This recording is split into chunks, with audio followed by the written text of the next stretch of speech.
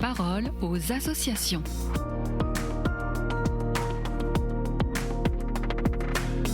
Bienvenue dans la parole aux associations. La visite aux personnes, c'est la mission première de la Société de Saint-Vincent-de-Paul depuis les origines. Et on en parle aujourd'hui avec Olivier Segui. Bonjour. Bonjour Alice. Olivier, vous êtes chargé de formation à la Société de Saint-Vincent-de-Paul et vous proposez aux bénévoles une formation spécifique sur la visite. C'est vraiment nécessaire de se former pour aller visiter des personnes, que ce soit à domicile, en EHPAD ou dans la rue ? Ah oui, vraiment, je crois, c'est très nécessaire même. On peut assez vite avoir l'impression qu'on sait faire, qu'on gère.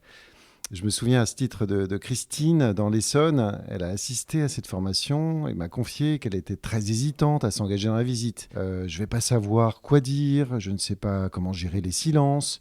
J'ai très peur de certaines questions, légitimement, et notamment celles qui évoquent des maladies, la mort, le vieillissement. Donc sur le papier et dans la réalité, ça fait beaucoup de contraintes qui pourraient éloigner de la visite.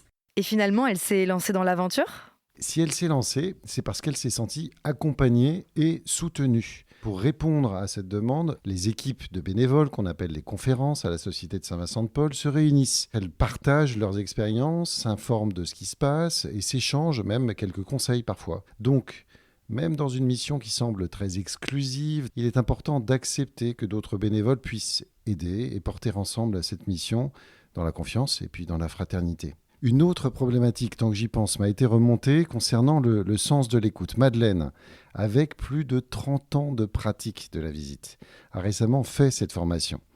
Et elle disait à la fin, j'ai découvert dans un jeu de rôle mes propres modalités d'écoute, avec qualité et ses manques aussi. Et j'ai vu aussi, poursuit-elle, les moyens pour m'améliorer dans une écoute gratuite. Et puis il y a aussi une remarque très juste. C'est Jean-Paul de Paris qui insistait sur le fait d'avoir intégré la dimension spirituelle dans la rencontre. Il a vraiment choisi la visite à domicile parce qu'il voulait être pleinement engagé avec les personnes en prenant en compte cette dimension religieuse. Il disait « Si je ne laisse pas de place à la foi, je ne me sens pas en vérité dans la rencontre ».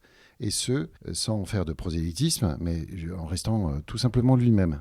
Et quelle perception vous ont confié les bénévoles ayant participé à cette formation ? Ce qui est magnifique dans ces formations, c'est qu'on prend le temps de percevoir toutes les transformations. Je me souviens d'Agnès qui parlait même de bouleversement intérieur dont elle a pris conscience. Elle témoignait en disant « L'attitude des personnes change notre regard et nous transforme pour plus d'humilité.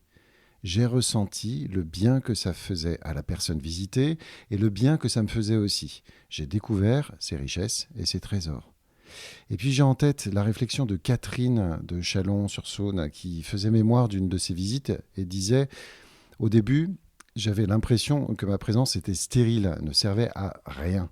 Mais par la régularité des liens, une relation de confiance et d'amitié s'est installée dans un esprit de fraternité très incarné. » Olivier, qu'est-ce que vous retenez de tous ces témoignages ? Cette formation à la visite et à la rencontre plus généralement fait vraiment prendre conscience de la gratuité de la présence. On n'est pas des assistants sociaux, on n'est pas des aides ménagères, on n'est pas des psychologues, on est tout simplement soi-même avec l'autre et pour l'autre. Deux dignités et deux libertés qui se rencontrent. Et je crois que la visite, c'est la meilleure réponse à toutes les formes de solitude. Une ultime parole de Madeleine, qui résume bien l'enjeu et la joie.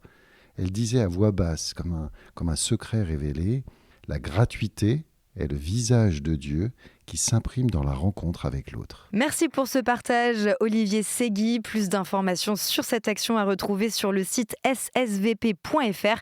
Et on se retrouve dans 15 jours pour une nouvelle chronique sur KTO Radio. La parole aux associations.